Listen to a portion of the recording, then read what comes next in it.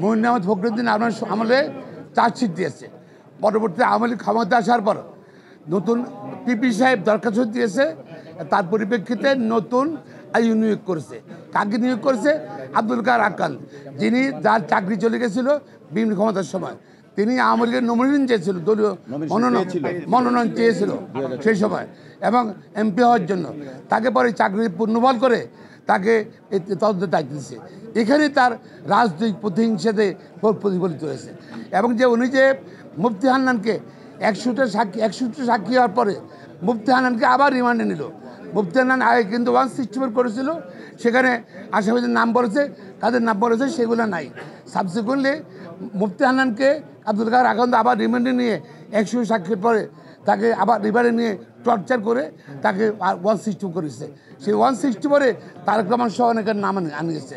পরবর্তীতে মুফতি হান্নান কোর্টে গিয়ে বলছে যে আমার হাত দেখেন, আমার পা দেখেন, সামনে ঘুরিয়ে ফেলছে আমাকে। শুধু আমি তারেক রহমান সাহেবকে চিনিও না, আমি রাজনীতিকে চিনিও না।